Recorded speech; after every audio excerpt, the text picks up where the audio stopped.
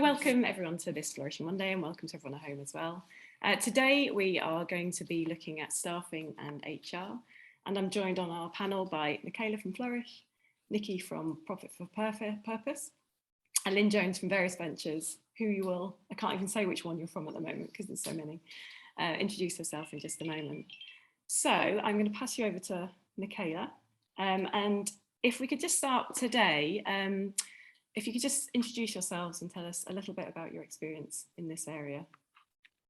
Sure. So where do we start? I mean, I guess we've all been staff at some point, had jobs, and pulling on your own experience of growing up and being in roles. And then when you get to the point where you end up running your own enterprise, you're always learning in terms of what it is you're up to. So I guess when I think about this topic, I pull from, I started working age 9, so I've got a long working history in different places. So I've a lot of different sectors to draw on, from hairdressing to retail to furniture design to various roles in the voluntary community sector. So I pull on all of that, which I find quite helpful in supporting so many different people to come up with different models and different ways of thinking about this stuff. And from the point of view of Flourish, we've been evolving for some time, and we'll perhaps come back to the different ways we've gone about bringing human resources into our organisation. But I pull from all sorts of walks of life that I've treaded work-wise, and certainly in terms of Flourish, we've now evolved to the point where we do have a small staff team. It's still on an associate model. We'll come back to that shortly. But yeah, at Flourish Together currently we have me full-time as an associate. So I work for myself and I work for Flourish and various other people for the sake of the tax man, really, so I don't get hammered, but I'll tell you about that later. So I can't be seen to be the only employee of Flourish, which is true. And then we have other associates, so Shelley, Anna and Karen are all associates of Flourish, and we're working towards, and I feel like we're there now, a year or so in to having staff. I'm ready to start putting them on payroll, or for those that want to, not everybody might want to.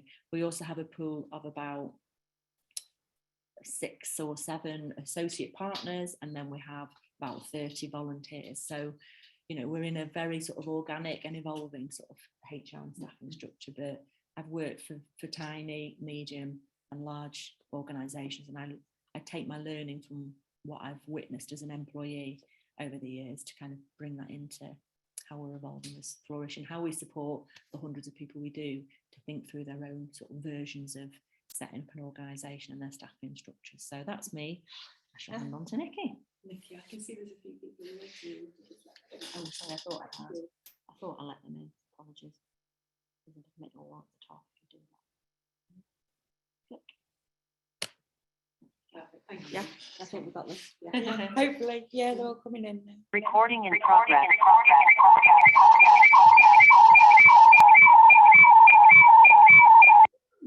There we go. Somebody on a phone there needed to mute. There we go. We're all good. Oh, it's a funny angle, that, isn't it? I know. So I'm Nicci. I think I've probably met quite a few of you. Hi, Maura. So yeah, my organisation is called Profit for Purpose. Does what it says on the tin. I work with people that set up social enterprises who aim to make profit and put it back into purpose. So I've been doing this now 20 years. So my history with HR and volunteers, actually, so I started this life working for WRVS, Women's World Volunteer Service. And I was a regional manager, so I looked after 17 project managers who were all salaried. So that was my first sort of delve into this. And associated volunteers within the projects. So it's around about 15,000 volunteers along over my sort of footprint. So yeah, very interesting learning at that stage. I was only 23, so yeah, it was yeah. So I then went on to work for the opposition, the League of Friends. and very different roles, sort of a regional development officer, setting up legal friends groups. And through that, I did my qualification in HR. So I'm CIPD qualified, which is the Personal and Development Certificate. I can't remember the anomaly, but it's the HR qualification. And so I was lucky enough to sort of be on a pilot CIPD qualification that not only looked at HR, it looked at volunteer management. So I'm qualified in both. I then went on to do my master's in social enterprise management, and so I studied HR again, but in a social enterprise context within the master's as well. So ran my own company and employed staff for 20 years, and worked the same as Flourish, some on associate basis, some employed. The other thing that I do a lot of work on is spin outs from the NHS and from universities, and so I manage the 2P process for them, which is a form of transferring staff over under regulation, transfer under protected earnings, so their earnings are protected. So yeah, and I manage the HR for quite a lot of my clients too, so yeah, a lot of experience in this arena. So if there's anything you do want to ask me, obviously over sort of 20 years I've had quite a lot of interesting experiences, both with volunteers and staff, so yeah. Thank you. Okay, so other end of the spectrum here. Not done anything on that kind of scale. So I'm a journalist and spent most of my career in BBC, but about 12 years ago, I was involved in setting up and running what became a charity, which was around a festival, where we worked with building a volunteer base, first of all, and then bringing in some paid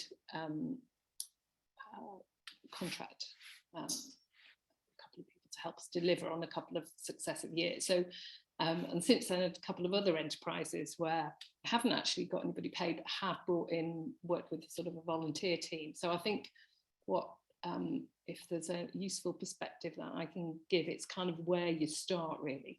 If you kind of might think that, especially when you've worked in large organisations where you might have even been involved in recruiting people, so you've kind of worked in that world, not that world, but you've worked in a place where people get jobs, and then suddenly it's very different when you're yourself thinking, oh, is there a job? Should this be a job? Should we be paying? We can't pay. How do we do that? And what can we usefully do, and what's reasonable and what's fair? And then just what are the nuts and bolts of it? And that a lot of the things in a way that you sort of think you might know if you have been. I know not all of you in this position, but if you've been in a large organisation, quite a lot of them aren't really terribly helpful or relevant to what you're doing. But equally, if you're just trying to think about how to grow up from the base to bottom, as it were, I've done that a couple of times, I guess. So hopefully I can complement some of what these two experts here. Sorry, what's your name? My name, oh no, you're not allowed to know. Yeah, Lynne. Yeah. And I, in fact, two of the projects I've worked with have been with Shelley, which is one of the reasons why I'm here. Well, currently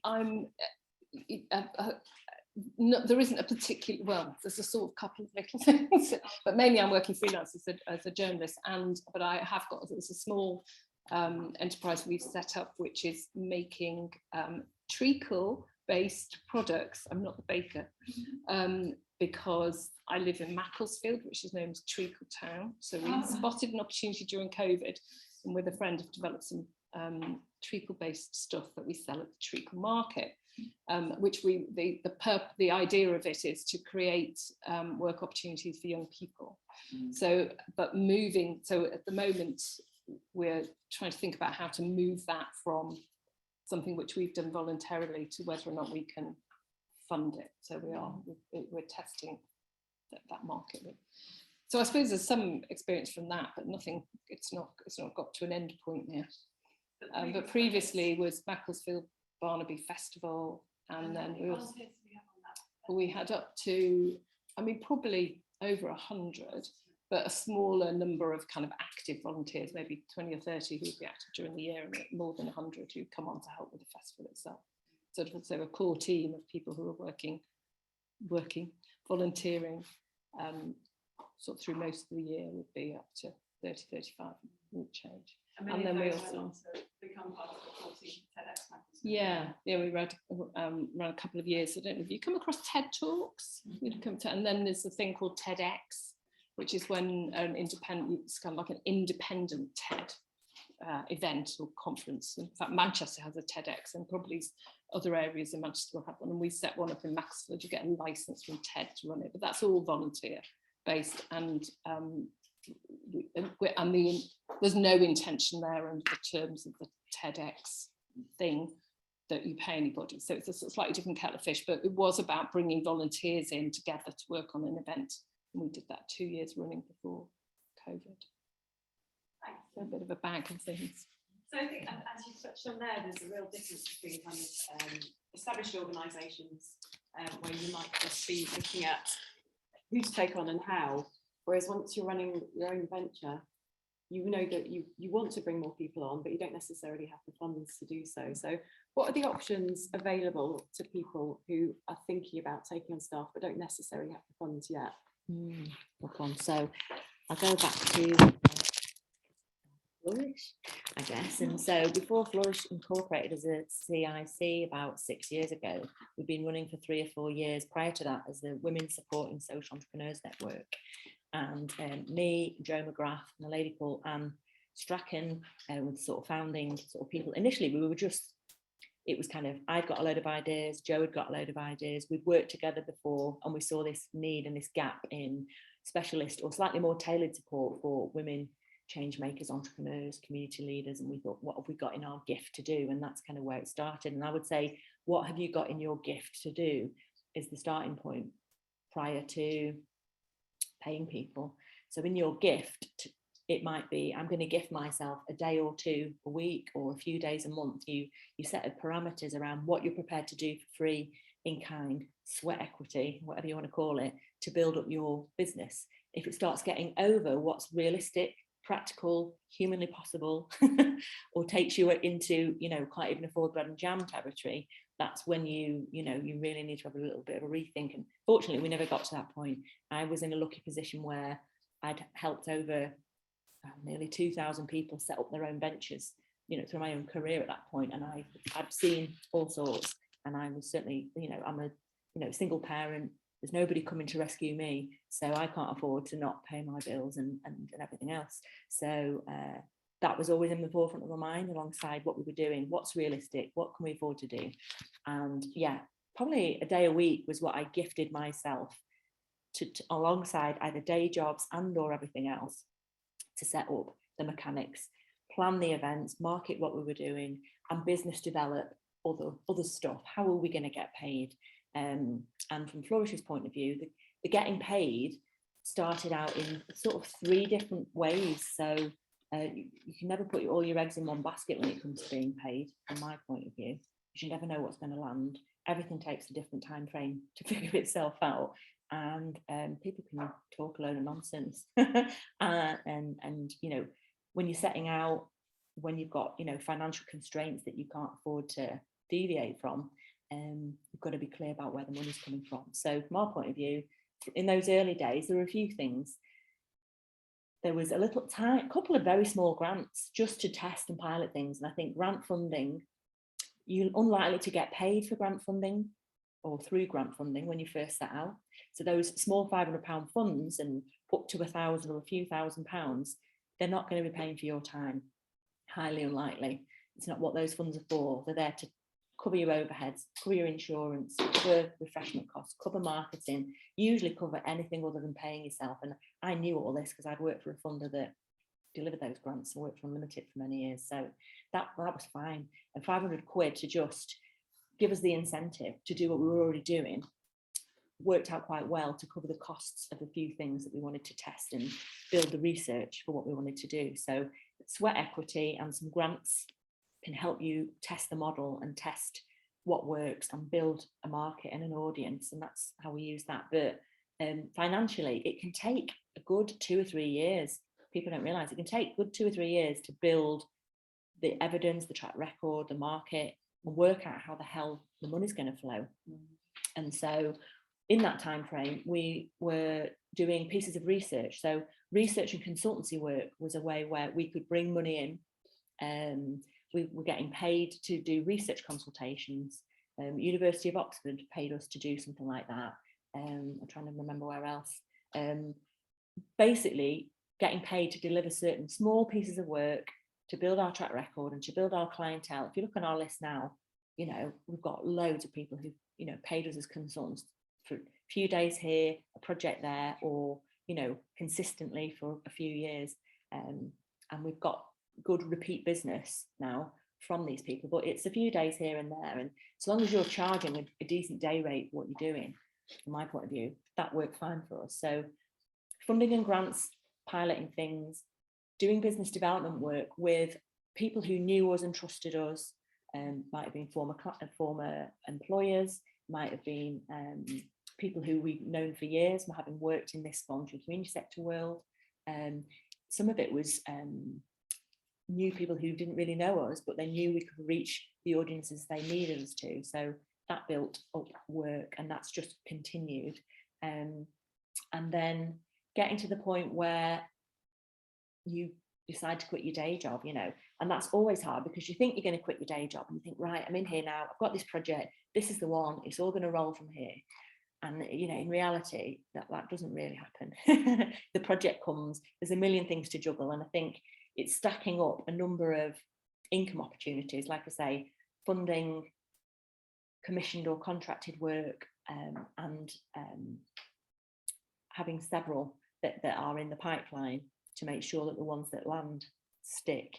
And the bit that I've not said, and other people might come onto this when we go down, is it's not unusual for people to be working part-time. So all of us were working part-time alongside doing this. You might be working full-time, and that's where you give yourself the day. Then you go down to part-time. Another good route to this sort of thing. So we were off and we were running and we'd got things going on, but easing yourself out of your day job, depending on who you're working for, can come in many guises. You know, it can come as just going down, taking your hours down, you know, to 2 or 3 days a week instead of the full time, and everything sort of starts to balance out. Or I've worked for people before where actually I became an associate instead of an employee. So when I worked for Unlimited, I built up a load of work in that company that they didn't want to run with directly. And so we were able to spin the project out. And instead of Unlimited delivering this project, me and a couple of members of the team became freelancers for them. So I was almost forced into freelance work, but it was the right time for me, and it was great. And that helped act as a springboard into this. So that may or may not resonate with some people. I've seen some nods, and I think I know people now. I know people we've, you know, helped through our mentorathons and helped through all sorts of other things, and they almost feel like they're sold out because they end up taking a part-time job, or they end up going back. And I always say, you know, don't worry about that. See it as a piece of consultancy. See it as a piece of business development work. And sometimes the way you frame what your additional work looks like whilst you're building up your steady work, you know, it's all part of the puzzle. It's rare that somebody who's been running things for a couple of years will suddenly land 3 years course funding. That's not what happens. But after a number of years, so Flourish, we've been going 5 years now. We built up, you know, I've only taken people on where I know I've got a genuine role to give them, and that's probably been my issue. I probably should have put roles out sooner, and I probably should have employed people on a part-time basis to do admin and ops stuff, and social media stuff, and research support. And we were already bringing people in to do associate enterprise delivery, but the top tip, and I'll hand on, is biting the bullet. You know, £10, £12, £15 an hour, whatever you can pay somebody for 4 hours, 8 hours a week and upwards. You know, it's provided you recruit the right person and you're clear with what you need them to do, it really does help you move along. So sometimes just spending quite a small amount of money a week can take can take things in a direction. I wish I'd done that sooner. I didn't do it. It took me good 4 years before I started doing that, which was, you know, something I regret. But now we've got, you know, Shelley, who's a good 3 days or more a week. We've got Anna and Karen, who are both on about 2 days a week. And I've sort of spread the load across different people for different skill sets. And because in our world at the moment, and say our world, the Flourish world, we're working with women, and a lot of women, particularly some of the women we've recruited, they don't want a full-time job. And actually 2 days, 3 days, so many days a month actually suits people fine. And it's just weighing up who you need and, you know, being clear about what you do with them. So well, that's the dilemma for me. Do I skill up myself or get somebody? I'm going to talk to you about that. So I'm going to, hopefully that's been helpful, kind of answer some of it, and there'll be more that comes out, but I'll hand on. No, I was just going to say, in all fairness, with Flourish, it did take you a while, but I think it was, and this is what I'm going to talk about now, for you it was being able to stop and take the time out to do that process. Yeah, it's like a catch-22. You're so busy doing day stuff to actually stand back and do that. It's hard, and I think that was the case. But you then got to a point where you had to, otherwise you'd have been working. Well, yeah, I'm doing 24 hours a day. Jobs. That's the scary bit, when you do finally sit back and either find the money, have the money, or plan your job roles. What is it I need? Who could I get in on a part-time basis, and what money look like to do that? It's once the snowball rolls, it keeps rolling. And technically, we've had everybody in post for a year, and we're still fine till about next March. So, but it is a pressure, and it's a different kind of.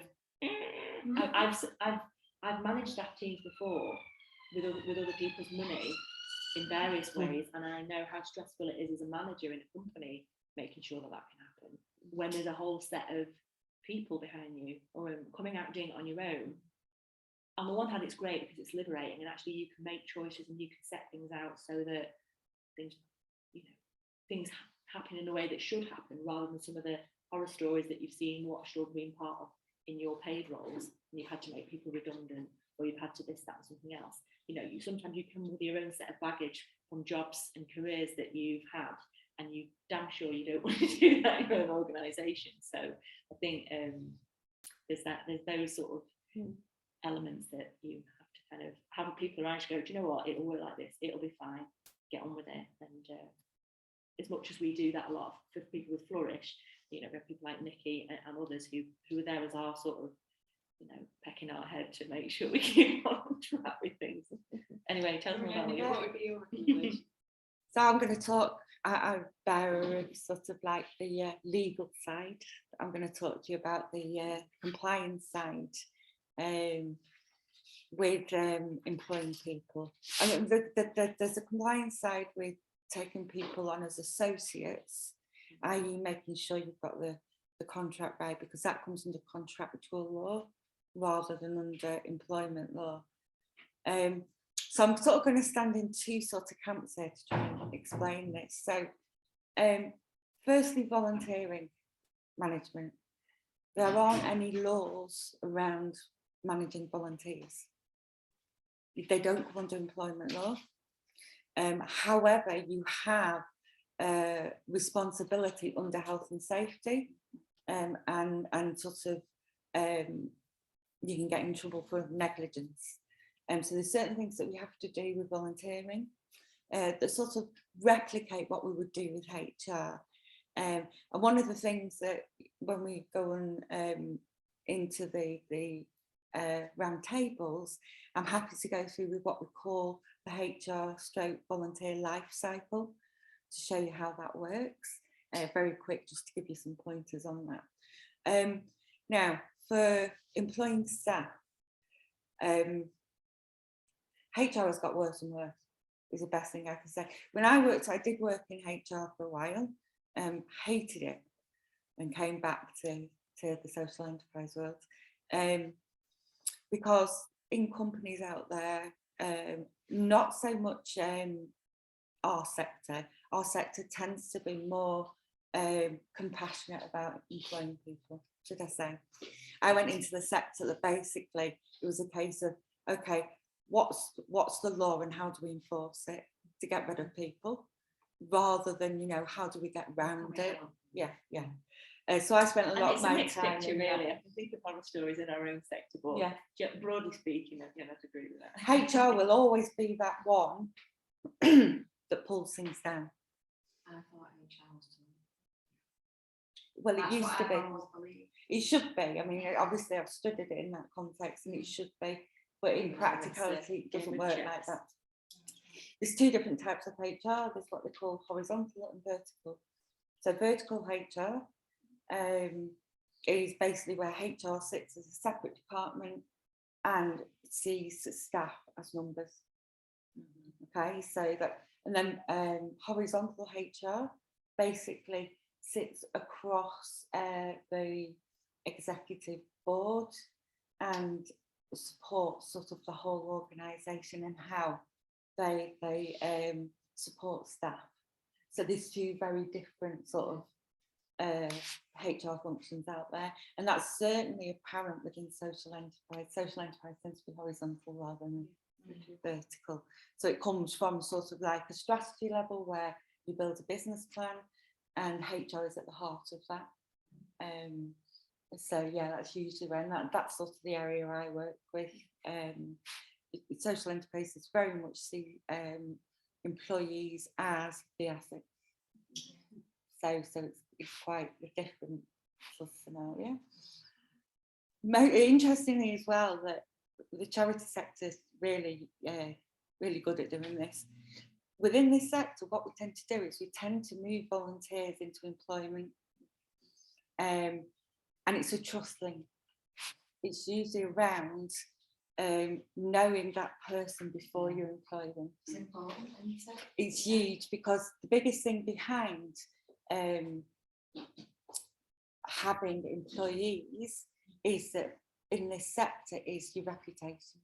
And there's a couple of times where we've done that. I just put it on this page, and then Lynne might have some examples later as well. So Rana, who's actually now one of our directors, Rana volunteered with us for, and I'm a bit like, oh, I know there are people who say, oh, you shouldn't have people volunteers, you should always pay your placements and all this stuff. I think slightly differently to that, in that, you know, so long as you're not taking somebody on as a volunteer from, you know, kind of work role, as long as you're not taking them on for more than 3 months, and it's, you know, 8 hours to 16 hours a week for 3 months, to build up that time. It's like a probation period, and if they're able to volunteer, they want to volunteer, and you're covering expenses, and they're getting a really good learning development opportunity and access to all sorts of other strategic links to help them find a job with you or somebody else, those sort of short, sharp, targeted mini placements can work quite well, and we've used those a lot. So Rana's done that with us, and then has ended up getting paid work as an associate, and is now a director of ours. Jennifer, who some of you might have met, she came out of uni as a volunteer placement person. In fact, I've got someone to ring about a similar opportunity at the moment that we've had CV off, but somebody who's clearly got talent, who could be a brilliant extra pair of hands on deck. I've always worked out, you know, what's realistic and what's fair. A bit like what you were saying, is it 8 hours a week, is it 12 hours a week, is it what do you want to do, and what's the option? But limiting it and recognizing that this isn't something we're going to milk forevermore in a day. It's a targeted development experience. And Jennifer, we've ended up bringing on as a paid freelancer after the first 3 months. So it's just some examples of how that's worked. So again, back to sort of the legal stuff very quickly. So with volunteers, like I say, there's no legal requirements apart from the health and safety side, but there are best practice regulations within volunteer management. And there's been some case laws, and this is a reason why you need what we call it is a volunteer management programme. You need some things in place, because there's been a lot of case law sort of going to court where volunteers have sued the charity or the social enterprise because they haven't had the processes in place, and they've been able to claim that they should have been paid. and that's happened quite a few times. And so the organisation has had to go back and pay them the salary for the volunteering that they've done. So can you say this very briefly? What top line should those processes? So so that's what I'm going to go through. So that's a volunteer management cycle. So it goes from advertising the role through to recruitment and selection, induction, training, performance management for volunteers, reward and recognition, and then into the exit process. And the biggest thing is what you what you put in so the biggest thing you have is a volunteer contract that basically says, and it has to say that this is not, this will not count as an employment opportunity. It's got to have certain things in it. And it goes, and that's the life cycle of it, really. It goes in this process to basically say, if you haven't got those sorts of things in place, so if you haven't got a volunteer contract, you haven't got a role description, you can't call them job descriptions either. If you haven't got a role description, how do you manage that volunteer? Yeah, that's one thing you really need to put in mind. On the HR side, very quickly, in terms of the legal and employment law, it's just crazy employment law at the moment. You know, if you sneeze, you're doing it wrong. It's really serious. If you think about employing somebody, don't employ them without having HR legislation in there, because you will get taken to court. And, you know, the average payout, for example, for what we call constructive dismissal or unfair dismissal is around 60 grand.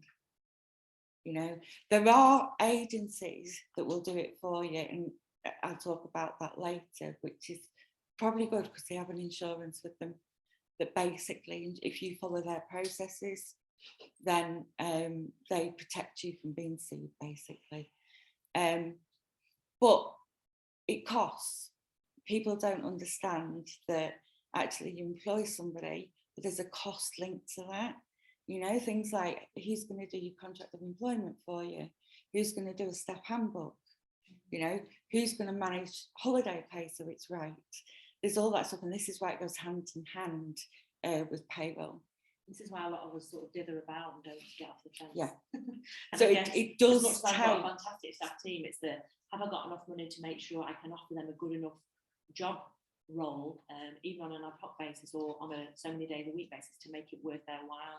Have I got the right processes in place? In the main, we have most of the right processes in place, but you know, there's plenty more we still need to do. Certainly policies and procedures we've got. So I was going to say, but in terms of we've got an accountant who will manage our you know, payroll and things like that, which will be coming into force in the next 6 months. We kind of, you know, it sort of time rolls away with you in terms of in terms of just in a snippet of talking about the TP transfers I do, I've just done a huge one for Manchester Foundation Trust, which is one of my clients.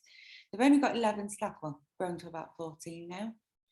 The process was horrific because as transfer of undertakings, we had to carry over the NHS policies to the CIC.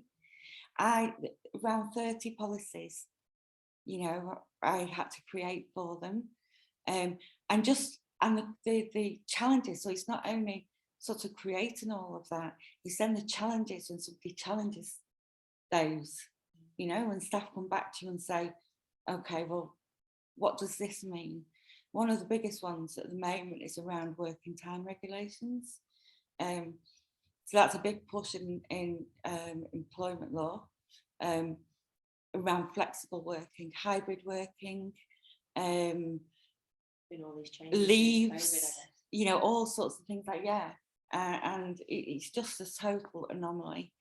So you have this, you know, this decision of, you know, do you go and do it yourself or do you outsource it? I think sort of with that, you know, the cost you've got to be aware of. If you're going to outsource it, you're probably talking around about £100 a month.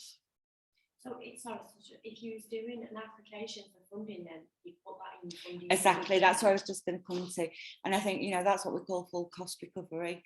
The things that you should be putting in your funding applications is the cost of, and I usually put it in as professional support. So I don't break it down. I'll just put it, and that would cover things like having the accountants, HR support, any legal support you might need. You know, some funders would expect you to be covering your own core costs, and others are happy to put them in. So it's worth sort of weighing it up. And granted, if this is a new project with new staff, then putting in new costs you're going to incur is one thing. But some funders will say, well, why are we paying for your accounting? Why are we paying for this? Are you not sustainable enough for you to cover that cost yourself? So it's choosing the right funder, really, to be honest. There's an argument to have back then, something we come across at the moment, which is it an employee cost or is it an employer cost? Yes. And if it's an employer cost, it's your charity cost. Yes. So if it's worded correctly.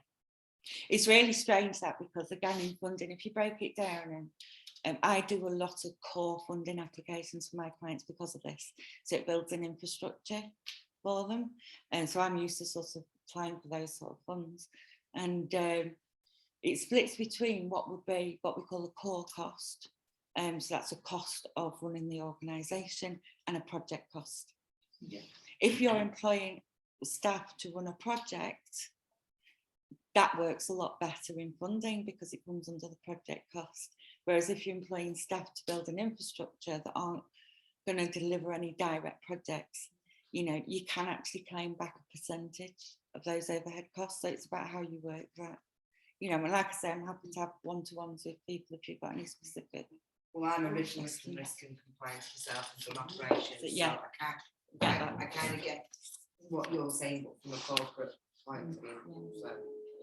So we have strayed very quickly into some of the challenges. So we start from Michelle. And I think actually happens. It is a challenge, and we'll come back to looking at how to avoid some of those pitfalls in a bit. But if we could just, Lynne, have your thoughts on where do people start? If they don't necessarily any options available. If they don't necessarily have funds to pay for people. Well, I was going to say, you know, even actually there's I know you're at sort of slightly different stages, but there's a step kind of feels like way before that in a way, which is about, you know, what are the roles that we've got? What are the jobs that need doing? Not job, but, you know, what's the stuff that needs to be done?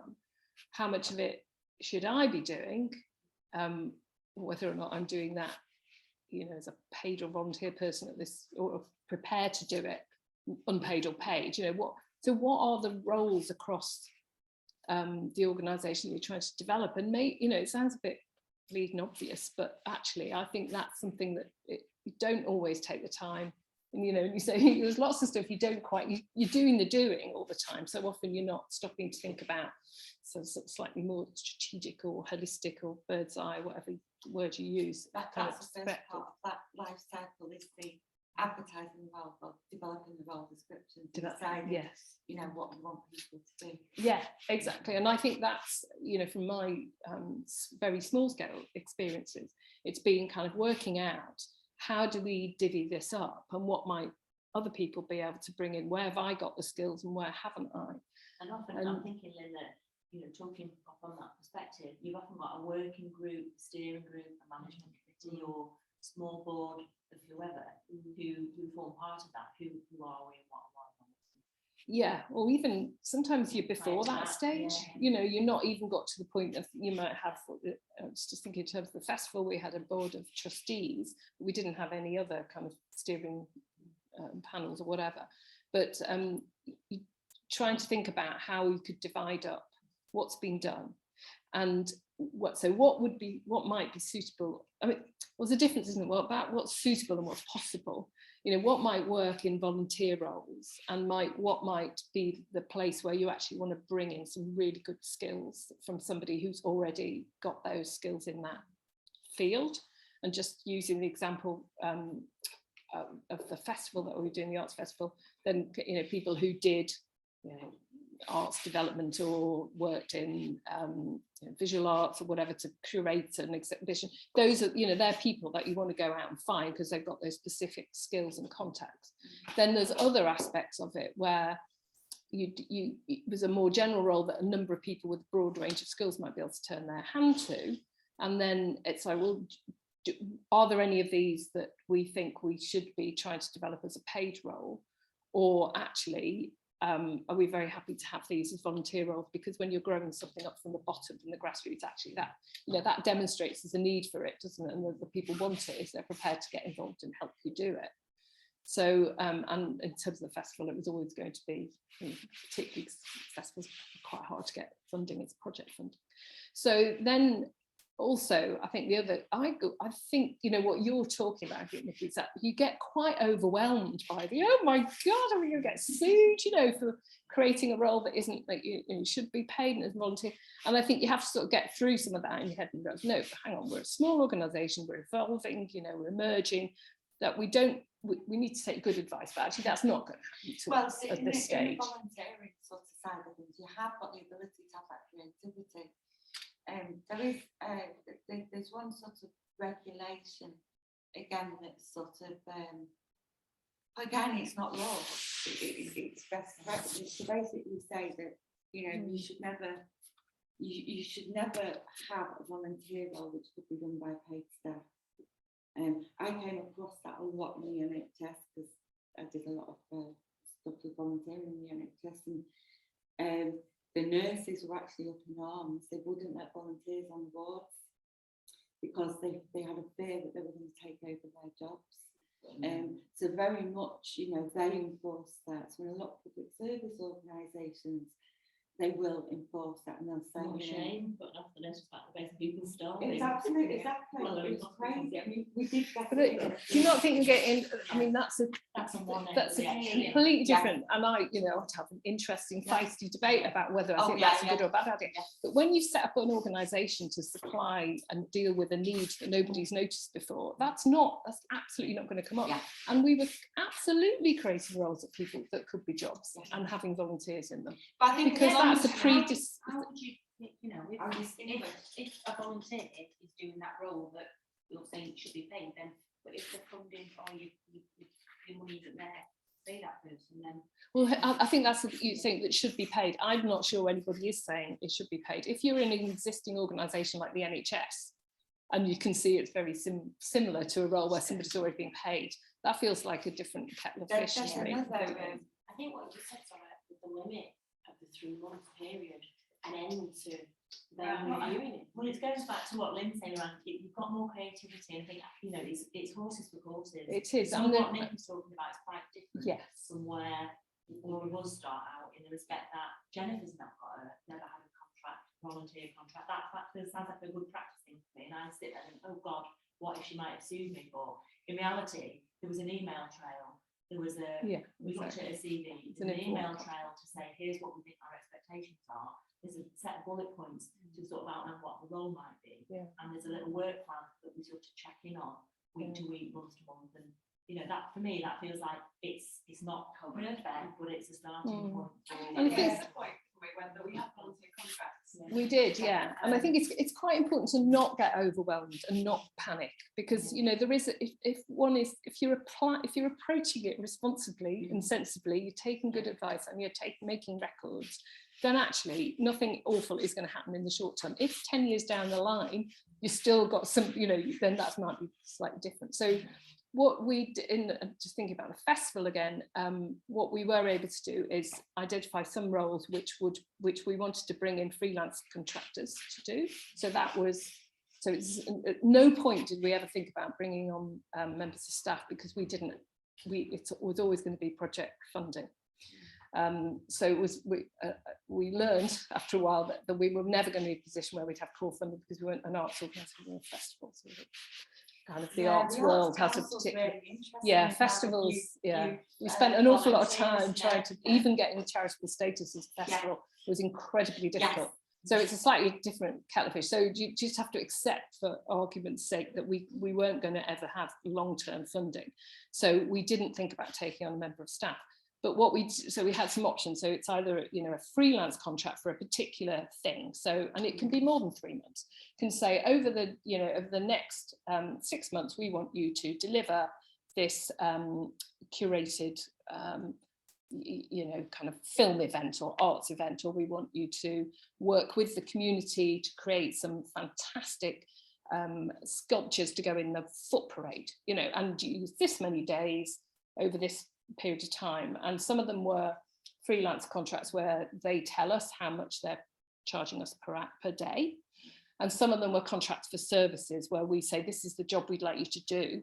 We roughly think it'll take this many days, so we've worked out we're going to pay you this much, you can do it whenever you want. So we might say, and we did that for the festival director and the festival coordinator, so we'd say over the next between now and the festival, so let's say that's 9 months or a year or whatever, these are the roles. So it's very important to have a role description, which are hard to do, you know, hard. In the business plan, for the asset transfer, in the health checks. I was just going to say the other trigger in terms of to send all that over. So the other triggers for having HR stuff, I have done a bit of it, you know, but I haven't done it for the past 7-8 years. Is changed, funders.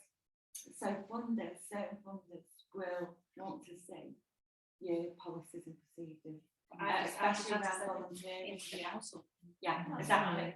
Yeah, funders is when you get, if for example you deliver a contract as well.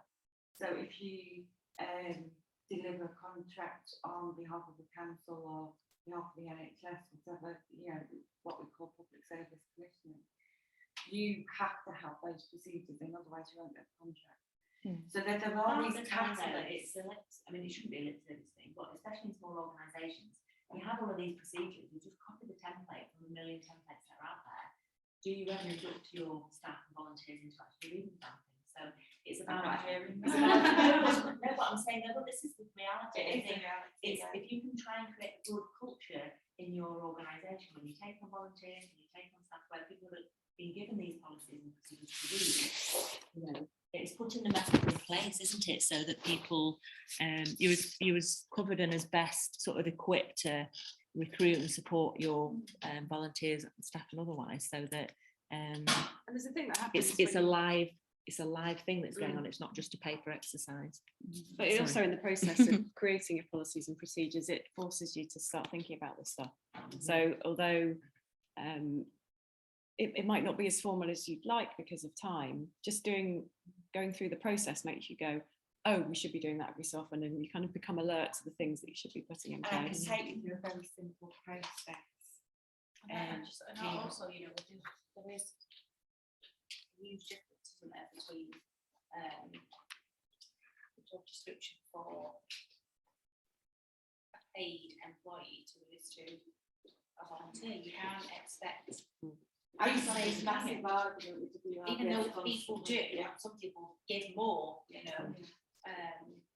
We used to have it, so they had standard role descriptions, or big organisation, as we would in any sort of big charity. And so I came to the point, I was always split between, well, actually, what if people just come and say they want to volunteer with us and want to give their time? Do they have to fit into this box? Yeah. You know, so I used to do it quite flexibly, you know, and if anyone came along, I would talk to them and say, okay, well, what skills do you have? What, you know, or what do you want to do? Where can we support you? So it's that flexibility between the two. I did that. I did it kind of like under, not as like a structure, you know, of who we are at the top, you know, the directors, and then the volunteer roles that we need help with in that way. What's interesting is you can do it with apprenticeships. So if you think about apprenticeships, they're not an employment contract. It's a learning contract. So that's what gets you out of all the sort of minimum pay and all the stuff with an apprentice, is because it's a learning contract. So some ways that can be a way to manage volunteer, especially if it's volunteering to employment. Our apprentice at Garrison, he gets. Oh, you get paid, but it's actually a learning contract. That's why they go to college. Yeah. So it comes under the learning contract. Otherwise, they'll be sort of under the minimum pay threshold. So that's how it's managed. So it's always they can only work 30 hours because you have to leave 8 hours for them to go to college, and that's what makes it a learning contract. So it's very clever how they do apprenticeship. So Lynne, I feel like you didn't quite get to finish your bit. I kind of felt like there must have other ways that you could have dealt with your people, and how did you deal with them? Well, it's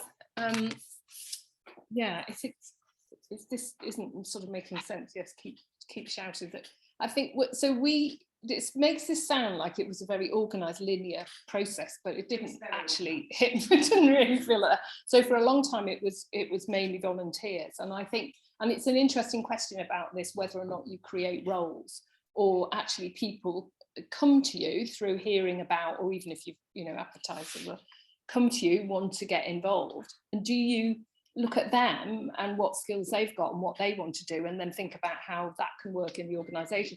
And as everybody knows, volunteers are there for loads of different reasons, aren't they? Some people are there because they want experience to get into work. Some people are there because they just love what you're doing and they don't feel they don't need to be paid at that particular point. Or, some people want to get in. Yeah, and there are some people who just want to do almost like, I don't know I hope this isn't a disparaging term, but I used to kind of like foot soldier stuff. So it's whatever you need, whether it's standing in selling stuff on the stall, although well, yeah, or would like marshal a parade, or would turn up at an event, or whatever. People who are happy to do kind of almost whatever. And then there's people who really want to get in and run something, do something which they might have done professionally, but just at that moment in their life they're not. And that might be, if they're on home with kids or caring sorts of whatever it is. So it's different. So I suppose, again, probably teaching my grandmothers, as it were, here, that it's kind of finding out what those people want, and then thinking about what the roles are. And I think not always being terribly kind of regimented about, oh no, well, we've got this role, would you like this? And it's like, well, it's quite a helpful way of starting a conversation, but not always the way to end up. People like, can sometimes completely back off when there's the idea of a role, isn't there? Because it's too much like work to them. Especially people if they're early retired, whatever, who want to get involved, or just want, the idea of having a responsibility can be a lot, it can be too much. Other people desperately want to carry on doing that. So it's kind of sorting out who those people are, and then trying to think about, how we'll move it like this. And we did have volunteer contracts, which were kind of general rather than about the particular role necessarily they were doing. So it would talk about which is in your life cycle, and in theory we would have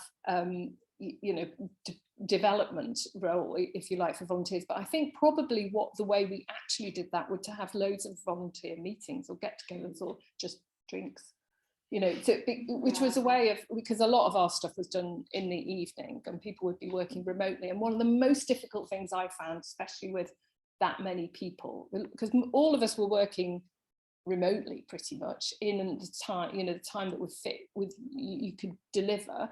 Even the one or two people who would have been on freelance or contract services at that time, is that we never actually sort of got together, and communication's really difficult. And I think one of the things I suppose that comes out of this as well is, how do people who are volunteering feel about people who are being paid? And how do you manage that? And first of all, I would say the first thing is to make sure you just keep talking. Sorry, I've got a good view of my cardigan now, rather than the bottom of my chin. Is to keep talking and have that conversation out, and to see what other people think. You don't necessarily always, follow what everybody thinks, but to talk about this, there's too much here. We do have some income. These are the places we're thinking that we can either get specific funding or use our income to pay for these sort of jobs to be done. And actually quite a few of the volunteers would found that really rewarding, because it's then they can, if they were working to somebody who was being paid by us, they felt much more comfortable then about asking them for help or guidance, or to have that conversation, because they were being paid. So it was a relief rather than them being getting paid. We used to have that in the projects, hospital projects, and we would have a paid project manager and then volunteers. Some would be a nightmare, because so when you recruited project managers, One thing I was always really, I would test in the recruitment was their ability to communicate with volunteers. Because if you had a project manager that sort of, well, I'm paid and you're not, you know, and they were power driven, you would never get it to work. But then I had projects where they were really good in working with their volunteers, because volunteers actually appreciated that they were there to do all the paperwork, to do all the stuff that they really didn't want to do. So it's about how you. I think with us all being about empowering women as well. When I'm on the peer support groups and go to so many different places at the moment, I see so many women who are in that different set of their lives where they're not able to go and do full-time employment for whatever commitments, but they're giving volunteer hours because they don't want to be sanctioned on the benefits. And I just feel so bad taste about that. It's almost as if they're giving away their labour. And as a peer support group and trying to empower women, I think our labour is so important, whatever age or whatever you're doing. Politically, labour has always got to be one of the most important things we've got to give.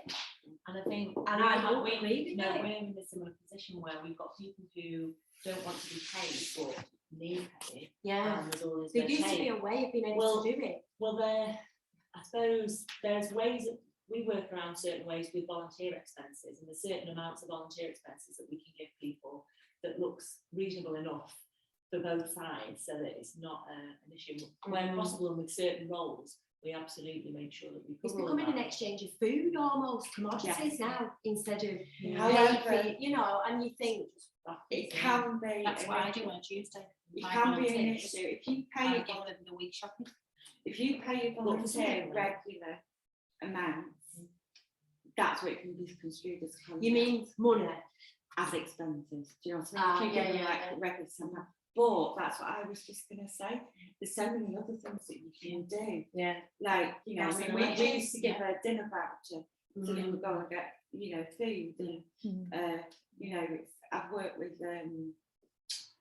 refugee projects and asylum seeker projects where they can't pay. They can't even give them expenses. So they'll get like a gift card for food, etc. So, and if we're in social enterprises, CICs, that doesn't become an issue. If you're a charity, it usually does, because the Charities Commission will frown on that. But as a social enterprise, we don't have that charity law that's going to sort of pull us down. And the other thing is insurance. Just bear in mind that if you don't have insurance that covers your volunteers, you could get a fine. If there's an accident or it's £1,000 fine, you have to have employers' liability insurance. I don't know whether it's something that a CIC would use. Do any of you do research and development to pay money back that way? Yeah, brilliant. I always get them in that. Accountants would help you with that. There are R&D credits. Yeah. So can you just talk through that process? Probably actually Laura would be the best, because basically it's quite stringent. Yeah, it's kind of got to be something fairly unique. I mean, I was quite, I actually, it's not my speciality, but I have spoken to there are people that specialise in it. But quite often these credits, it's something you've got to be doing fairly uniquely. I mean, one person, just as an example, one person was making, I think she was making different gin flavours, okay? So she was going out and getting like different flowers and stuff. But that was counted as research and development and was able to claim those costs, kind of like the costs of the time going out and stuff, because something you can't buy off the shelf, hasn't it? Yeah, it's got to be something more unique. Drill down and do some research into. Well, that's claiming costs back through your own costs. There's no magic pot of money somewhere that's going to come. No, it's got to come through your own income. So that's why it works for CIC, because you would pay tax. So if you're going to pay tax on profits at the end of the year, you know, if we haven't got rid of them, but if we're going to pay tax on our profits, it would completely reduce that. It reduces in terms of research and development. So you'd invest your profits into a research and development project. No, your research and development costs are already in there. So, but you can get a credit a credit against it, Credit from and then from the government.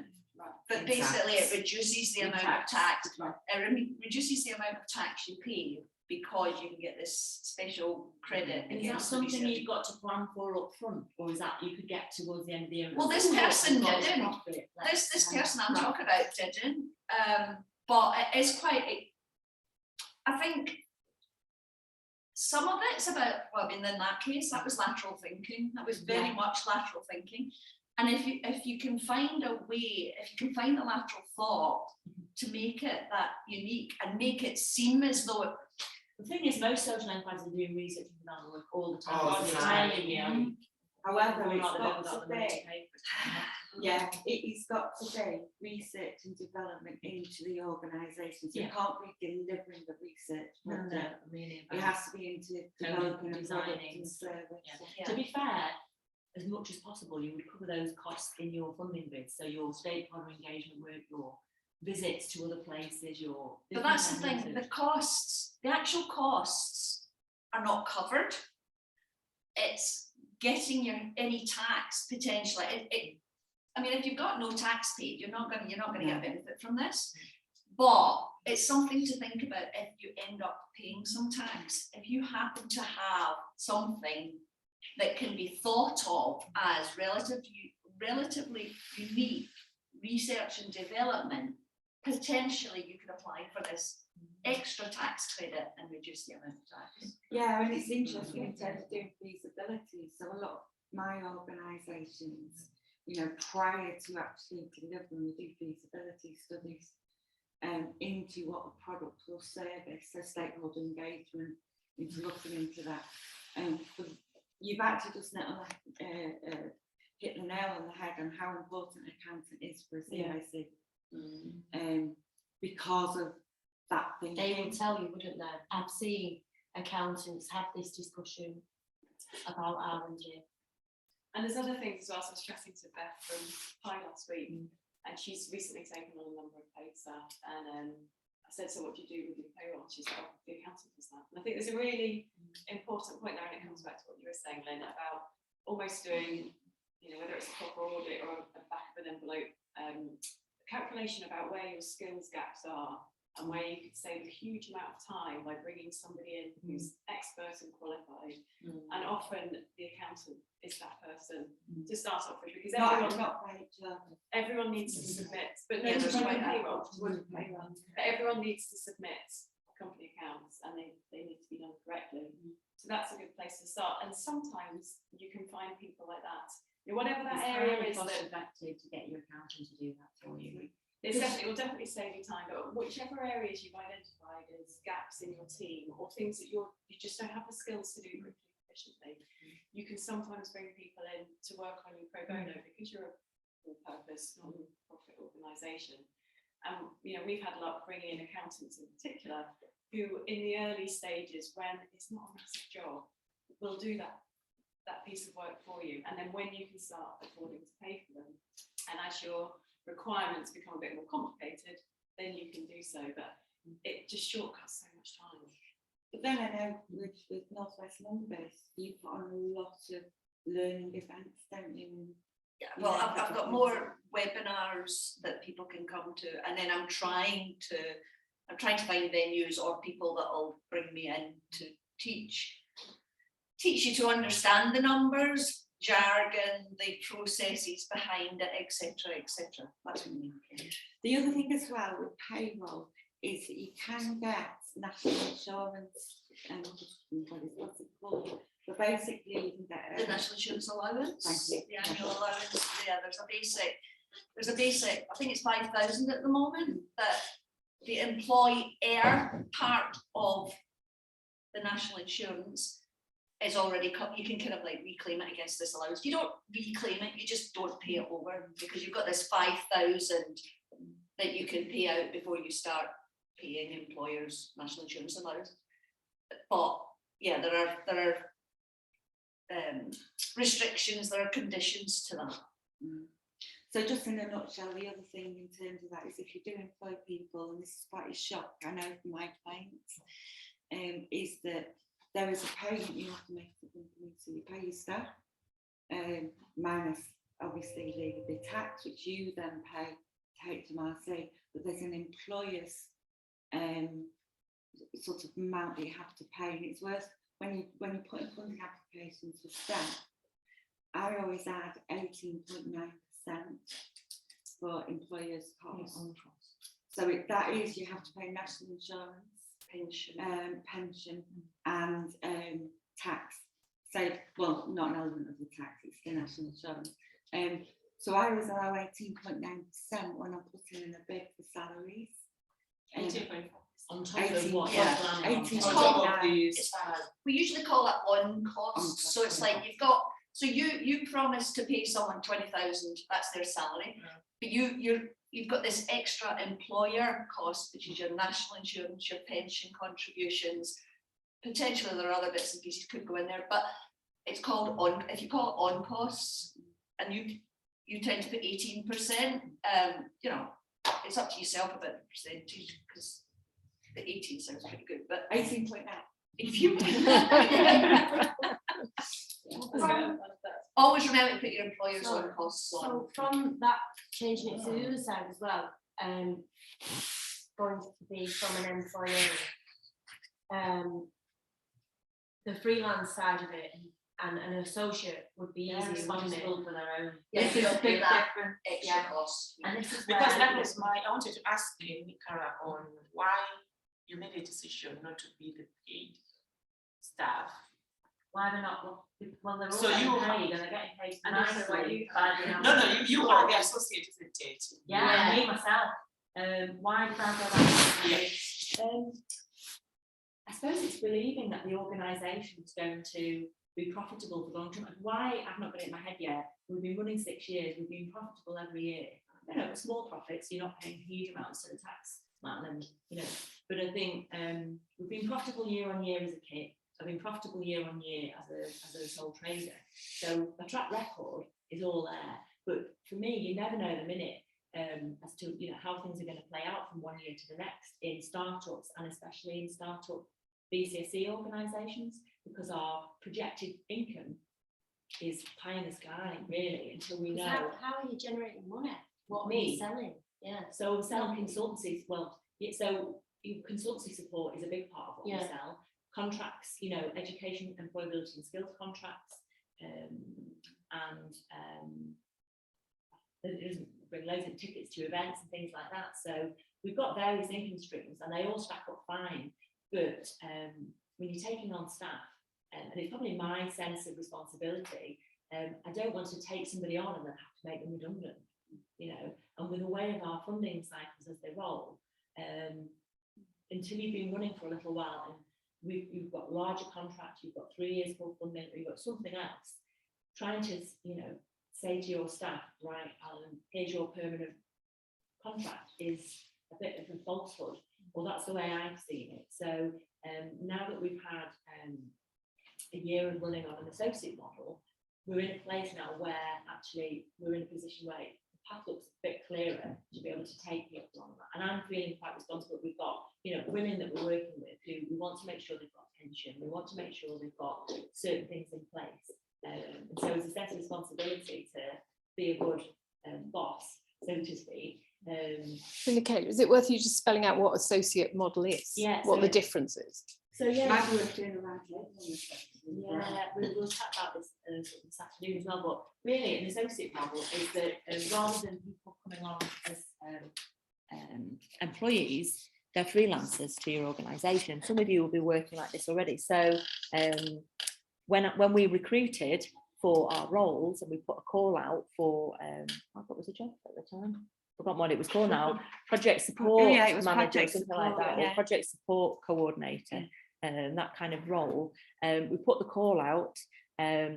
Shelley, thankfully, applied for that. Anna, who some of you might have met, applied for that, and 2 or 3 others did. So we had like 4 or 5 people to interview.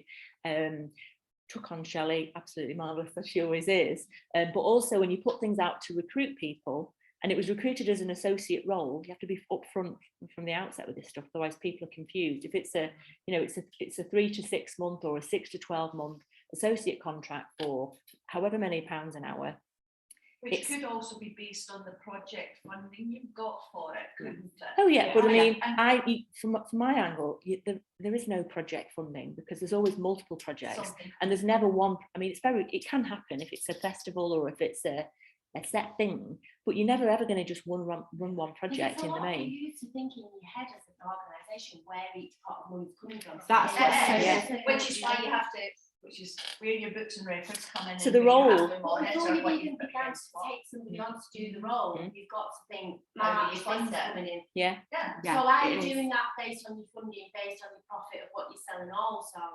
That's it's a what Flourish has combination. to So do. I know from what we've got in the pot and what's in the pipeline that's landed. Already. Yeah, to be able to sort of make a best guess as to kind of what I would call for me. And it isn't, you know, some people there'll be a project fund, they've got to find a coordinator to run that project. That's the way it rolls.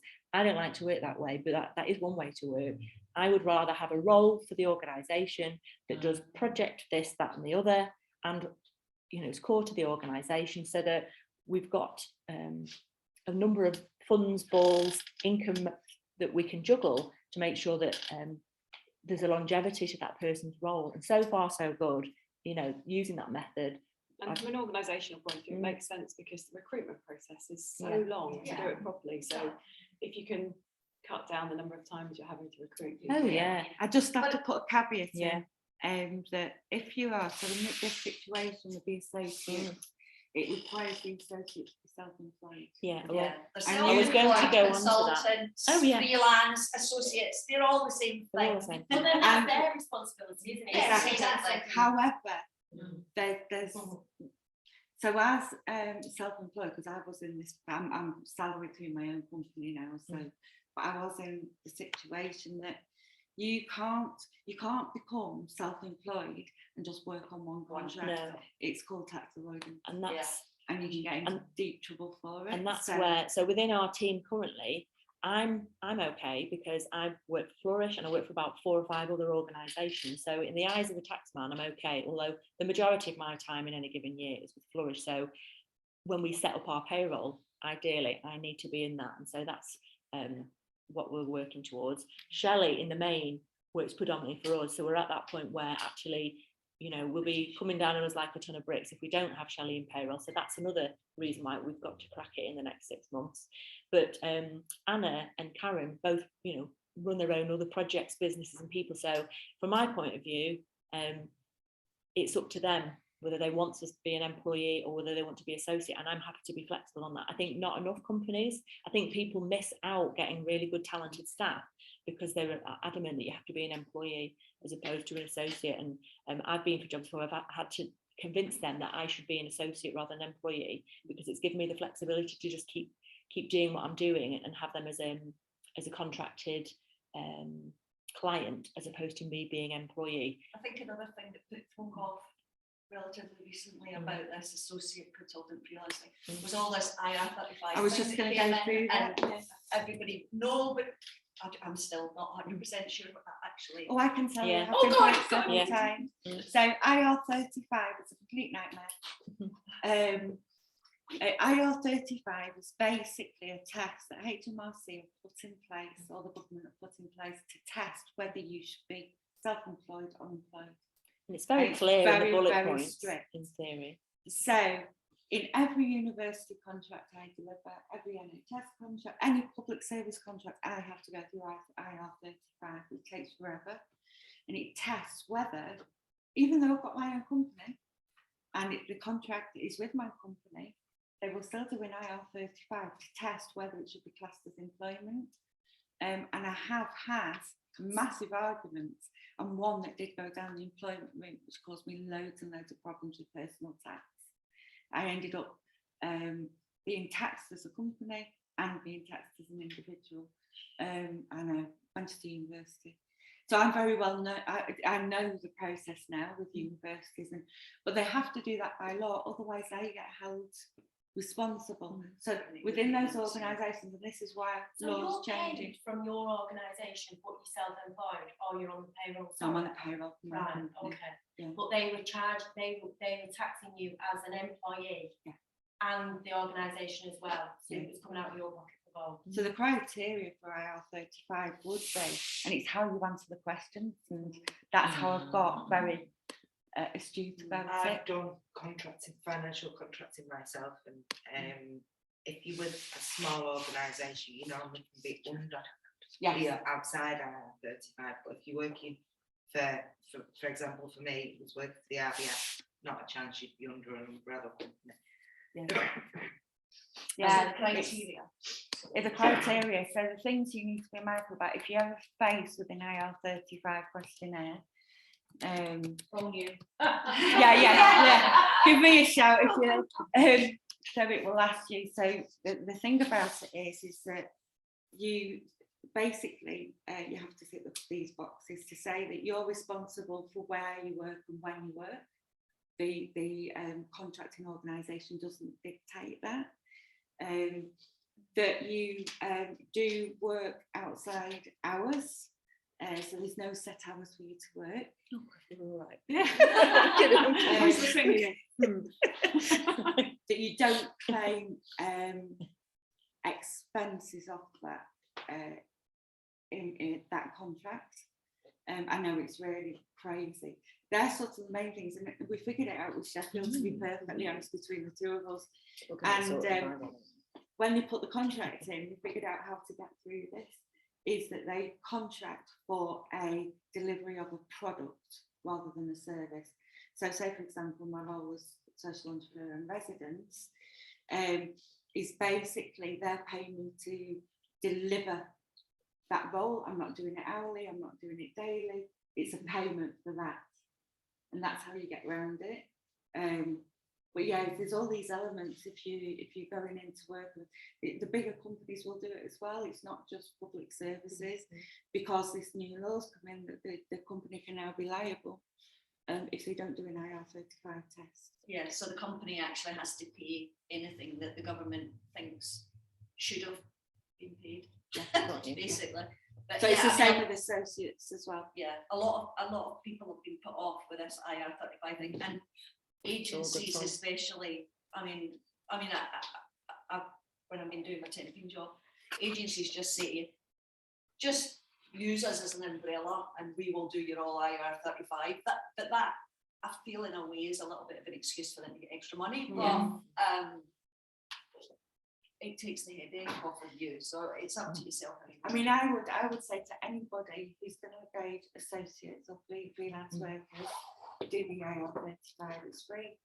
You can go on there, you can do the test, and it will come out and tell you whether this person should be employed. So also as freelancers and people as both umbrellas, that you're bringing in. So there's a point where it will ask you at the beginning, are you an employer, or are you bringing the person in, or are you the person coming in? There is something else.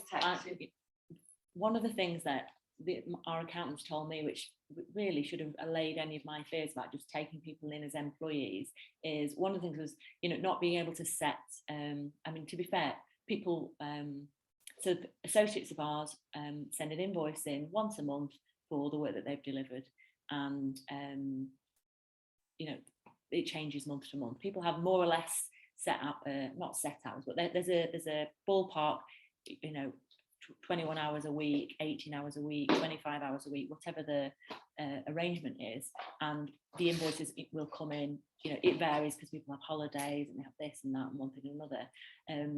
And as an employer, you don't have to say, your salary is going to be £20,000 or £25,000, and we're going to be paying you whatever £2,000 a month or whatever you don't have to have that too. You don't have to have a regular pattern of how you pay people, basically. So if, like Flourish, some months people might get paid more than others because they've worked more or less, you can work that arrangement out with your accountant. So you don't have to put a rollout that's, however much pro rata or however much as a full-time salary, and that person would expect X amount of money each month. You can still work on arrangements where monthly income may go up and down. So that was always something for me, just knowing how cash flows work in our organisations. It It doesn't change for our colleagues who work for us, because they get paid within a week of their invoice coming in each month. But for me, managing it behind the scenes, knowing that sort of made me go, oh right, well that's not so bad. You know, sometimes you're under the myth that, oh, you've got to make sure you can pay everybody whatever, 1,500 or 2,000 or £2,500 every month, when it's like, will we have that? So knowing that you don't have to do that, and you can work to your own terms, and your accountant will help you A, plan that, and B, pay it each month, you know, can take some of that headache away. I'm conscious of the time. Yeah, so I think what we'll do is this afternoon we'll go into some of the I've talked a lot about belts and braces, but some of the specific things that we need to have in place for whether we're looking at associates or payroll and so forth. But what I'd like to do is finish this part of the session by looking at some of the more qualitative side of things. So in terms of bringing on and holding on to fantastic people, what would be the panel's recommendations? So how do you find, whether it's volunteers or paid staff, how do you attract brilliant people, and how do you hold on to them? I'll start with you, Lynne. I know you've done a lot of yes. Well, people need to enjoy, don't they? You know, you need to feel strongly about what you're doing, and they need to enjoy it. So how do you demonstrate that? Well, it's the passion that, you know, everybody's got for what they're doing already, but I think it's then communicating it and allowing people to share in it. I suppose I'm feeling like I'm already wandering and whittling a bit in this answer, but it's something about, for me, I think it's something about, you know, creating a bit of a feel for what it is you're doing. And you can do that in some of the, you know, if you've got a social media, whatever presence, some of that it can be reflected there, but mainly it's in talking to people and talking about what you're doing. And I'm sure that's what's already, you know, what you're already doing that. And then the communication inside the organisation. And I think that goes back to whether it's tiny, like at the moment with Treacletown Treats, there's kind of 4 of us, 2 are paid as freelance and 2 aren't. And whether it's that very small organisation, and then you know, conveying what we're trying to achieve through that, or whether it's through a large organisation where you've got 150 people working as volunteers. But communicating is not, it's not easy, is it? It's time consuming. If you've got a load of people working for you who aren't working with you, whatever capacity that's in, who aren't all like gathering in the same room every day, then actually it's really hard to make sure that people feel part of what you're doing and are up to date. And I know personally, the thing that really, really annoys me is if I don't find out about something that's going on in something I'm involved in directly from them, but I hear it from somebody else, you know. And it's it's quite hard to achieve that. So we would, certainly in the festival, which is the largest number of people, I would spend a lot of time, and I suppose this goes back to, if you are claiming for time and estimating costs, the costs of internal communication. You know, people put marketing and external communication down as kind of like a box, isn't it? You've got, but internal communication, which is partly, it's kind of managing, but it's a bit more than that. And lots of large organisations will have heads of internal comms, won't they? But we don't think perhaps about the amount of time and effort that goes into making sure that you've copied that person into that email, or that you've thought that, you know, so and so might, if they just need to be across this, and what system you use for doing that. And you may have looked at this kind of thing in other sessions, but actually the tools that you use to do that job, it seems quite mundane, but I don't know if you've come across Slack. Do you use Slack? There's lots of different of these internal tools, but when Slack emerged, it was free. It was like a real godsend if you could, for those people who wanted to be on it. Not everybody does, that you could, sort of, people could find out what was going on and be across what was going on, you know, rather than millions of emails. But there's no substitute for getting on the phone and ringing people up, and for saying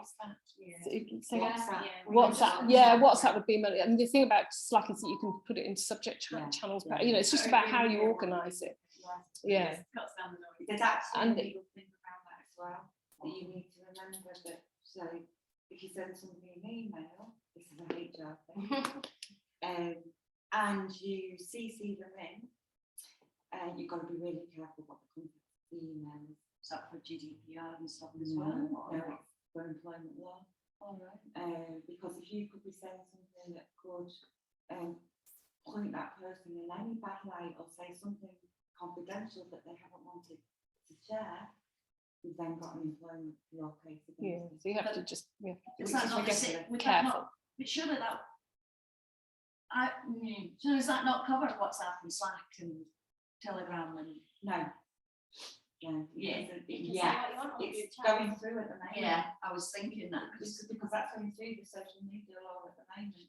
So am I all right with the WhatsApp? I got a few months Yeah, with the WhatsApp. until it comes into law. I think just as a point, Just be aware. you don't share It's common sense, I think. anything confidential. Yeah. Information shared, public domain or printed on billboard outside. Yeah. Yeah. Just Billboard assume test is a good all one. of isn't it? these are in the public domain. I've actually But I think it's. But I suppose, well, you won't want to hear this, but there's a bit about work on the principle of ask forgiveness, not permission, because some of these things, they're going to, somebody's going to come and warn you about it before they come down on you like a ton of bricks. So if you do get it wrong, you're going to be in a position to do something about it, because if you get paralysed by fear of what you can and can't do, there's quite a bit of it is kind of, some of it's common sense, and it goes beyond that, doesn't it? But yeah, certainly about sharing details. But I think sharing information about what's going on and ensuring that everybody, as much as you can, it's not about necessarily consulting the whole time about what should we do about something, because that's almost too much for a small organisation. But the least you can try and do is to just tell people what's going on so that people feel included and, I suppose, respected. And even if they are there as volunteers who are not necessarily want to take on senior roles and just will pitch in whenever, just having the courtesy of having a system which can where they can find out even if they don't want to. So certainly things like just regular meetings, and it didn't matter if lots of people didn't come. It's like they knew they could and they'd been invited and told about it, and if they turned up, there'd be the opportunity for whoever was running different bits of it, what's going on, to tell each other and to share in and listen to what other people are saying. And I mean, it's kind of, again, it's sort of obvious, but it is time consuming, and it can feel, when you're up against stuff, the easiest thing to do is to think, I'll just do that. I'll just go on with it. And just building on that, so it's talking about the internal comms, it's something that you did, and it kind of created a culture of building networks, so it wasn't all coming from the same central team. That's good. Yeah. And so introducing people and saying, they'd be interested in talking to you about that. So you're building these kind of internal cross links. Yeah. But luring people in and also empowering people to I've got some good stuff to say about this as well, but but empowering people to chat to each other and come up with stuff and come back to you, so it kind of takes it away from us and them on, whether it's one person at the top or a team at the top giving instructions.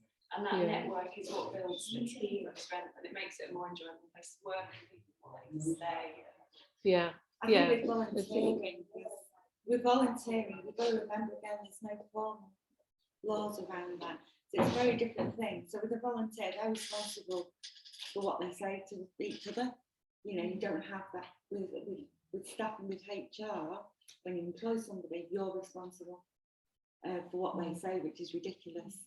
And what it means is basically that you're responsible, that if they do say something that's going to upset people, you have to manage that, so you have to take them through a disciplinary process.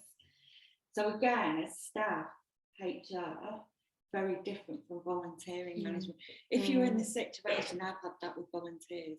I had Withington Hospital tea bar, and I had a mass walkout because I put 2p and a cup of coffee without telling. It was one of my learning curves. Without telling the power volunteers within that project, and mass walkout. I've had to go to the press because I stopped a trolley service going around A&E because it was an 80-year-old pushing it, and an urn sat on top of it. And I was watching her serve the patients, and she was like that. I was like, going, oh my God, I'm going to have to stop it.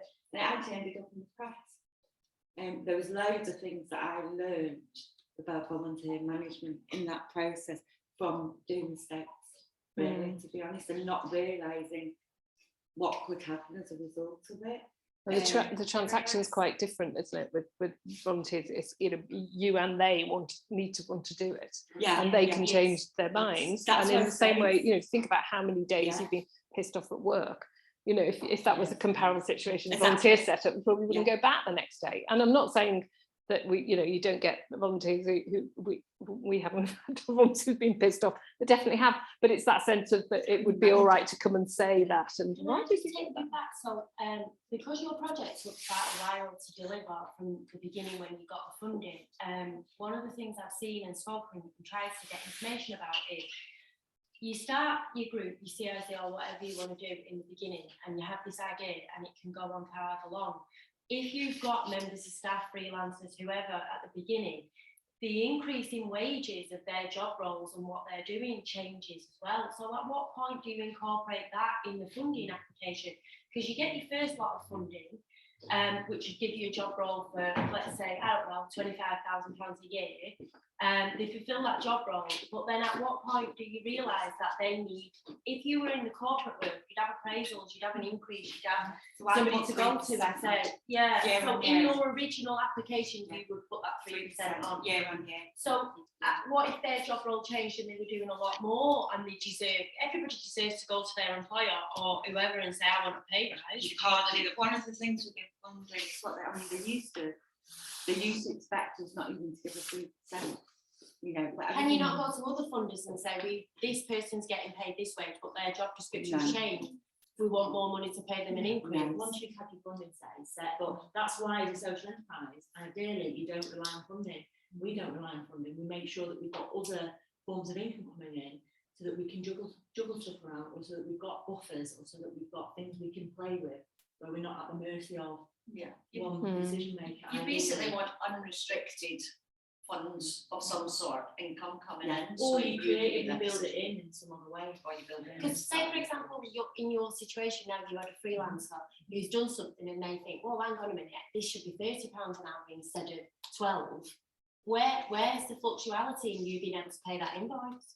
It doesn't work like that though, because when you take a freelancer on, you set out what are the terms, what are we doing here, how is it all going to work, what's the hourly rate? Even if it took 4 years to roll and out. Technically, a freelancer sets their own rates. You can't tell a freelancer what they're paid. So the freelancer either says, yeah, I'll take that rate, or not. 2 years, for example. Or they walk away, and that's the power of being a freelancer, if you like. You ask them not to work for anymore. Okay. I'll just pop in the HR side of that, is that if you have a role, and it does happen with staff, we all know this, that they start to, you bring them in for one role and they start to change, and that morphs into, and it happens same. But this is staff. Can I make sure we're talking about staff? Yeah. HR employees. Just what you absolutely say. Unemployment law.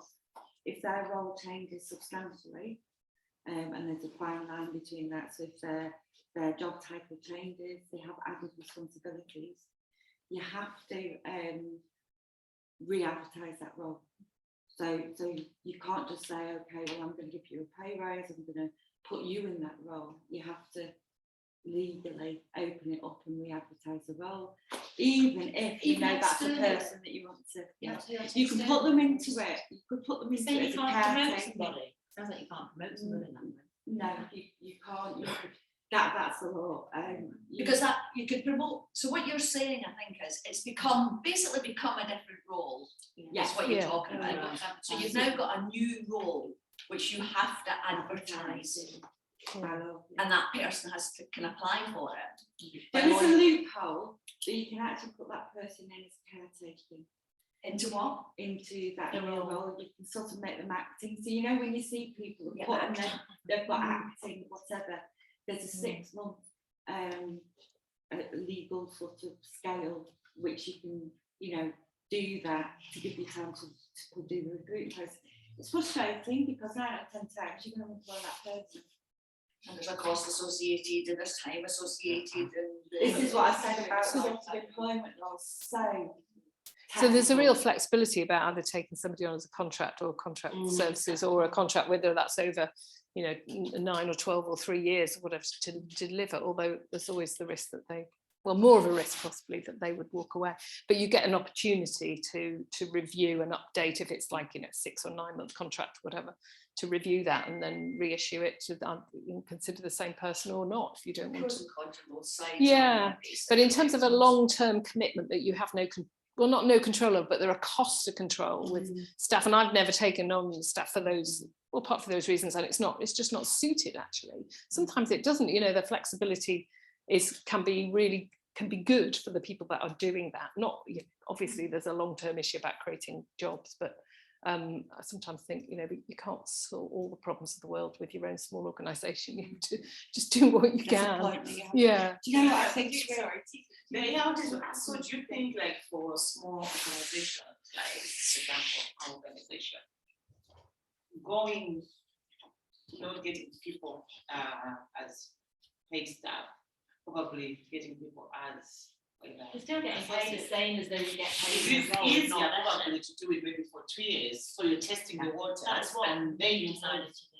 Yeah, that's why I was one thing that you might be able to advise on this, but one of the things that I understood from with a contract role or a freelance role is that what they can't do is have a role in managing staff and managing a team, people within the organisation, because then that's the management part of that defines it as a role beyond delivering services.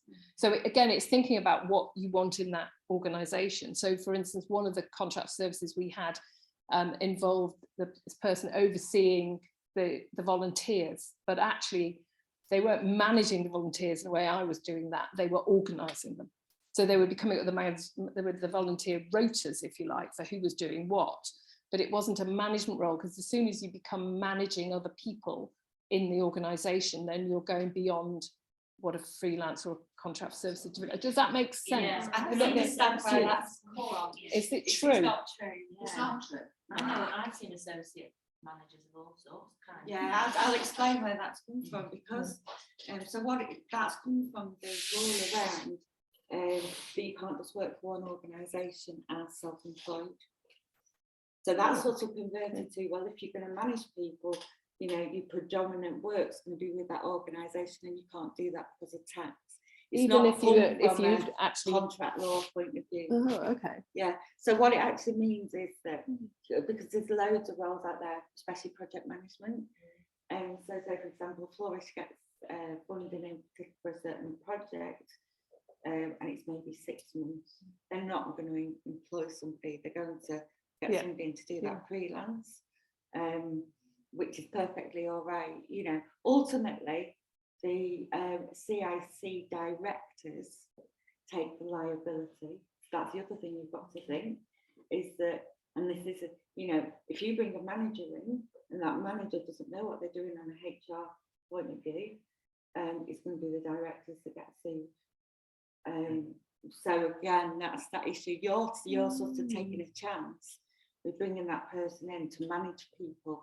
You assume that they understand what managing people means in terms of the HR, because otherwise they're going to leave the directors vulnerable. So that's another reason why directors of the CIC might not want to do that. Okay. Just coming back to the touchy-feely side of it, what Shelley was trying to do. I was going to just, I don't know, we've got to wrap up time in a second, but it was just a quick, from Flourish's point of view, and like, how do you find and compete with people? Shelley would be the best testament that we've kept it for a year. We'll hope to keep it for a good while longer. I think absolutely everything that Lynne said in terms of communication. I think as a small organisation, and Shelley will know this, it's really hard to, especially as we all work so much more remotely now through COVID, and you work very remotely as a small organisation, having as much useful short, sharp catch-ups and little team meetings a couple of times a year, making sure that you've got that whole team or that whole group catch up, so that people can stay connected and they can know who they're working with, and they're not feeling like they're left in the dark. I think the other thing I was going to say is, you know, nurture your own talent. I think we're very good at that in our section. I think that's part of what we would naturally try and do. And it's not necessarily about, you know, cherry picking certain people or being seen for certain things, but it's like, you know, if you've supported people in your community to have opportunities for something, do something, they've volunteered for you or whatever else, talent scouting, you know, people in your community and offering opportunities. Clearly, you know, the jobs that we've had and we put out to what's the word, we put out as a recruitment piece, but Anna, who's working for us, came for Shelley's role, but I just knew, I'm like, oh, you know, we really want, I think she'd be great. I'm very good at sort of creating roles where we have it in our gift to do. And I thought, oh, I can't lose this person because they'll be really good for us. So what can I create? And I could create a small role that's then evolved a little bit further. And at the time, hopefully I won't mind me saying, you know, she was lacking quite a bit of confidence, actually. She'd been through our Time to Grow programme, and you know, she was sort of underselling and undervaluing and under realizing what she can actually do, so that by keeping hold of her now, she's, you know, she's doing a lot more than you know, being paid to, but doing a lot more than she perhaps originally anticipated, because at the time it was a bit, oh, you know, I'm not sure. And likewise, you know, with other people that we seek to work with, and you have the power in in any organisation, frankly, but especially in a kind of values-led organisation, to build your supply chains with whoever your social purpose kind of drivers are. So, you know, 80% of our turnover is invested directly back into social entrepreneurs and social enterprises, or women-led businesses. And, you know, we've got it in our power to, you know, it's not mega bucks, our turnover is not huge, but it means that we can spend money where it will make a difference. And I think that, you know, that can win hearts and minds. People can see that you're living your values as well as hopefully doing a good job. So you're meaning when you you have these, I'm trying to think what we're called, but basically you give back out donations and stuff. Is this the kind of thing you're talking about? No, I mean, so all of our, you know, our staff and associates predominantly are either social entrepreneurs themselves, run their own social enterprise ventures, or are other associates that we work with, like Mike Media, like Yellow Jigsaw, various people who might run bits of projects and programs for us. They're social enterprises themselves, and often women-led social enterprises. We've got a couple of guys put that into principles, haven't we? Well, because that's happened naturally with Flourish, that, you know, that has grown naturally, but, you know, we've just put that in to, you know, to basically support women social entrepreneurs. It's something that we've always done, and it, you know, it's just another way of you know, spotting and recognizing how you can do more to either support, you know, your staff, your values, or your community. And that's something we've built in as much as possible. Where we need things delivering, we'll try and find it from within the network and the groups that we work with. But it's the other thing to say, there is a cost with volunteering management too. So I'll put that in a funding bid. So just so you know, you're looking at covering the DBS checks that you need to have done. You're looking at covering if you want to get them in uniform, or something, you know, that's junky or something that's recognised. And then I was putting them out for reward and recognition. And that's what I meant to say. So you do have onboarding costs for the volunteer. Oh yeah, so, yeah, and I can show you that as we walk through that. Do you have to ID and V those people? If you go through a proper, what's ID and V? Sorry, identification and verification. So again, it's not legal. Right. Okay. Okay, so it's not. You don't have to legally do it, but, you know, it's around reputational. The DBS stuff is, you will find these days that most funders will make you agree to that you will onboard them in that. You will have, that's why the volunteer management program needs to be in place. And like that's one of the points. So reward and recruitment and selection, you know, so that's around, you know, how do you collect information of them? So is there an application form? Do you get references? How do you get those references? Do you do DBS checks? You know, I think in terms of the DBS checks, I think they're hilarious because they're only valid the minute that they're done. Yeah. It's a tick box exercise. So all of this is compliance. It's tick box that you've done it. It's reducing risk. But like with your employee or your freelancers, you'd have to have their passport. You'd have to. So contract law is different. So under contract law, because if you're going into contract law with associates or consultants, you can engage somebody to do something just off an email, and you don't have to have a contract. However, I would do a contract. Because that means that you know, you're saying you will pay your national insurance. We're not doing it.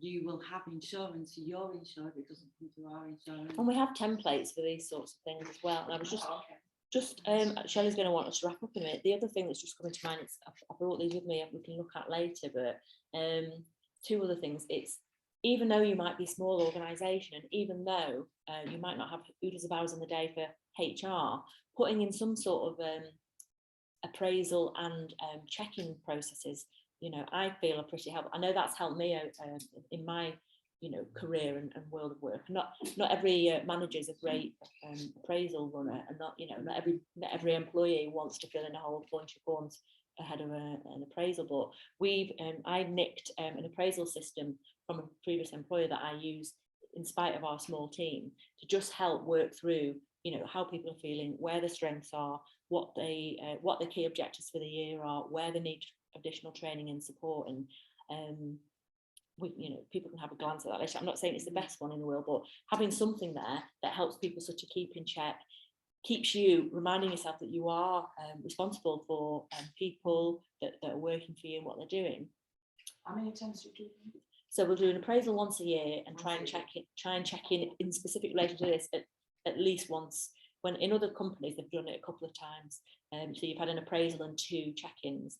In a small team where you're in contact quite a lot anyway, and everybody's that damn busy running what they're doing, having an appraisal and then 6 months or 3 months later reviewing where things are ready for sort of next time is sort of how we run things. The other quick thing in here as well is having complementary differences, because I think what can happen in a team is if you attract people like you, or if you attract people who are all the same, they're like, well, what am I here for? And people are stumbling over each other trying to do the same thing.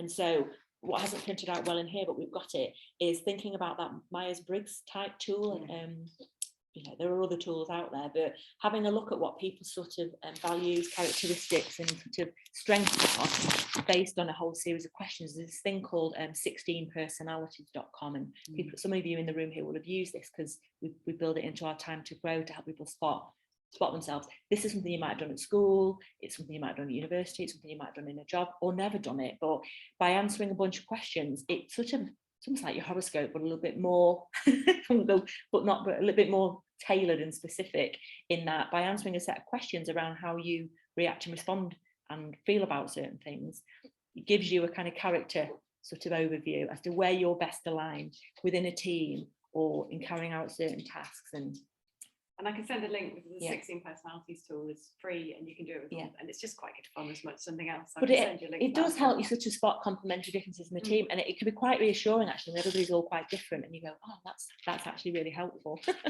because if you're all in the same box, you've got the wrong team. Exactly.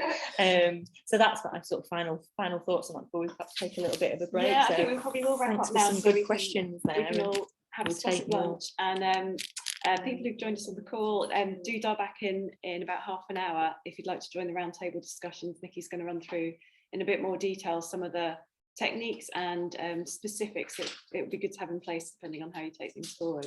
So I'd just like to take the opportunity to thank our panel. Thank you, Lynne. Thanks, Nicci, and thanks, Nickala. And it's just good to have all sorts of different perspectives. So hopefully we've been a fairly useful panel. And thank you for your questions as well, because it's great. There's nothing worse than if nobody asks